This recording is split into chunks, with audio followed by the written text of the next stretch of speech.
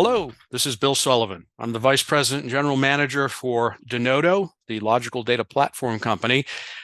Joining Mr. Ted Cotterill, the Chief Privacy Officer and General Counsel for Indiana's data agency and the founding Secretary and Treasurer of StateRAMP, for today's discussion on behalf of Chief Data Officer Magazine. Ted, we're honored to have you with us and excited to learn about what you're up to there in Indiana. First of all, just by way of introduction, I was reading that you're obviously an attorney and your practice has focused mostly on privacy, ethics, and governance issues presented by AI, big data, cloud services, and product development across various standards and regulatory frameworks. Those are certainly it's a hot topic, whether it's AI, big data, cloud. You're certainly hitting it at strategic level there in the state government market. You're an advocate for innovation in government. Obviously, what you're doing is leading the way there in Indiana, and you believe in the promise and value of StateRAMP to shift and enhance our cybersecurity culture, enabling continuous improvement in governments across the United States. Did I capture it all correctly? I think so. It's a mouthful, but we've been busy here in Indiana in the last few years, so try to sort of fit it all in. Not flashy, but you're honest, good Midwestern folks. You get a lot done quickly, and we're grateful for you to join us with CDO Magazine today. Thank you. Thank you. So before we jump into your substantial professional qualifications, and I do also want to add congratulations on being named 2023 Top Doers, Dreamers, and Drivers by GovTech, and also designated an up-and-coming lawyer by Indiana Lawyer. Tell us a little bit about how you got here. Did you grow up in Indiana? What did your parents do? Were they attorneys? Yeah, I grew up in Indiana. My parents are both publishing entrepreneurs throughout the Midwest, really, but focused mostly in Indianapolis. And have an older sibling that's an attorney, an uncle, some older cousins that were attorneys, and kind of putting those two approaches, those two practice areas together. I think that success as both an attorney and as a privacy officer involves entrepreneurship. So if you're, as an attorney, if you're building a practice, or a privacy officer that's building a privacy program and trying to build that energy and that culture, you're gaining and retaining clients, trying to add value to their operations. That whatever those conversations were at night that my parents were having when I was a kid, I think I must have absorbed some of that. And then going a little further back to the creation of MPH in 2017. It was a data startup within state government. Yeah. We had to form a team, bring the right competencies on board, draft our charter, really our enabling statute in government parlance, advocate for funding. We didn't have to go to VCs, but we had to go to our budget leaders in the General Assembly and articulate the ROI on this new data thing, right? Build the culture, create wins, leverage those into lasting relationships. We've been doing a lot, and I think we've got a good story to tell here. Yeah. This was your first public. I agree. You've got a startup on behalf of government within government, to be clear, correct? And was this your first public office? Is the first opportunity you had to work for the state?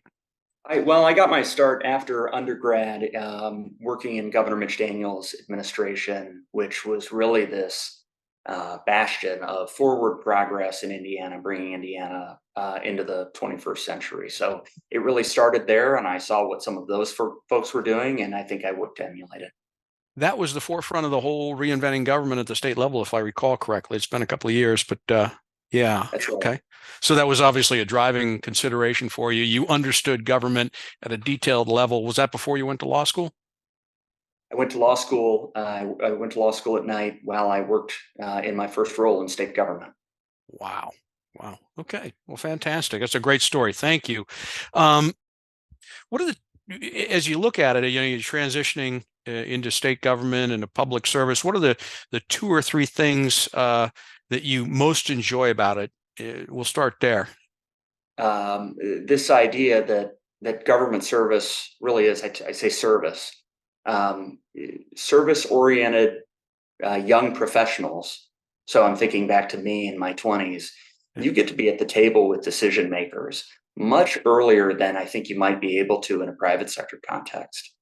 And the result is that you have this opportunity to really shape government's response to the complex challenges that we face. And like any state across the nation, Indiana has them.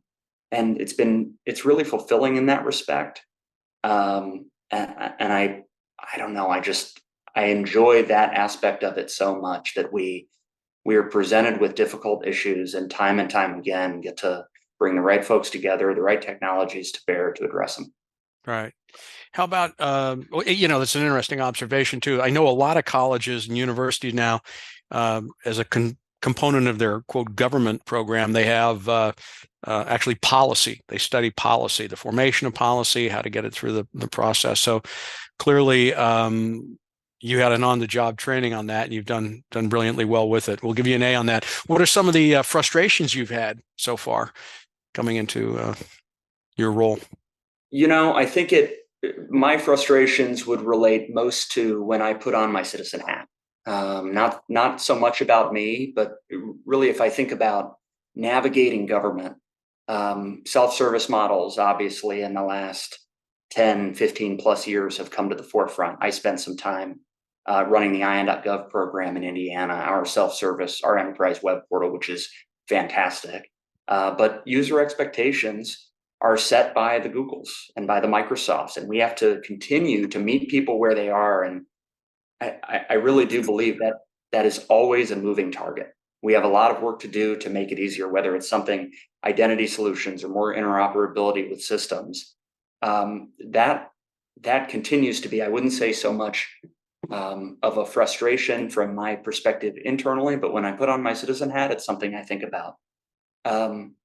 If I have another example, it's this encouraging the next generation to serve. Yep. I got my start. I was pretty young, just coming out of undergrad, fresh faced, and eager to do something and to make my mark.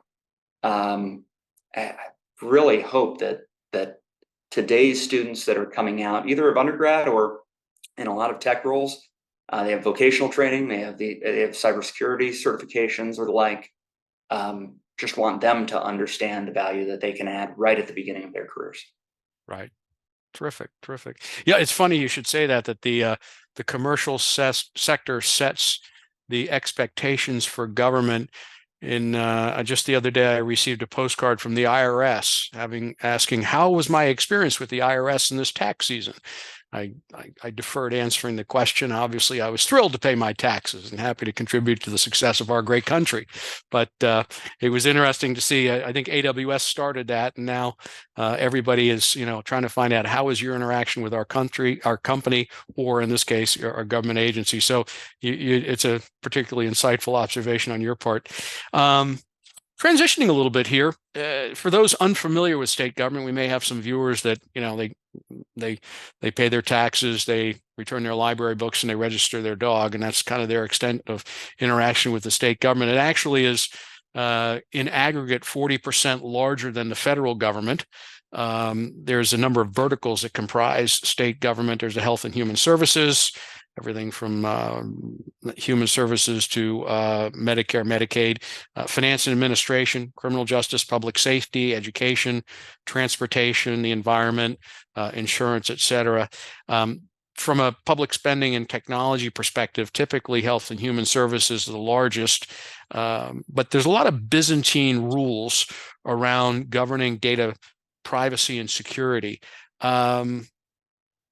How have you managed to overcome some of the rules that almost require government to keep the data separate? We were speaking earlier that the governor wants a view of his entire state's operations. How have you been able to overcome some of that as the chief data officer? Right. So, and I work with our chief data officer, serving in the CPO role. So in 2017, Governor Eric Holcomb comes into office and says to his team, we're going to be data driven, right? We want to deliver great government service at great value to Hoosier taxpayers. Hoosiers, you've heard that term. People in Indiana, our citizens. And I think here we knew that the regulatory hurdles were real, and we designed a really simple solution to what seems to be a complex problem. So we crafted what we refer to as the Indiana Open Data Act. This is the enabling statute for the Management Performance Hub, and really codified this idea of really open data sharing between our state agency business units, and then unlocking data for community-based civic organizations to the extent that we can under law, Yeah. so that they can make that highest and best use of it, right? And in going through this drafting process for our enabling statute, we crafted MPH as kind of a master key. We needed to amend each of those statutes. So you mentioned HIPAA. Also, FERPA for education records, 42 CFR 2 substance use disorder records. It's very locked down. So under HIPAA, we're going to be a business associate. Under You FERPA, are. we're Okay. an authorized representative. Under substance use disorder, we're an auditor and evaluator. We're kind of a transformer in that respect, and we are what we need to be under the regulation that applies to be able to enable our access to data. And then we get to the more complex downstream third-party use, and I think we can talk about that more. But it really is, I believe, a novel solution to the U.S.'s sector-specific approach, domain-specific approach to privacy. Fantastic. Well, thank you so much. We appreciate your time today, Ted. All right, you too, Bill. Thank you. Thank you.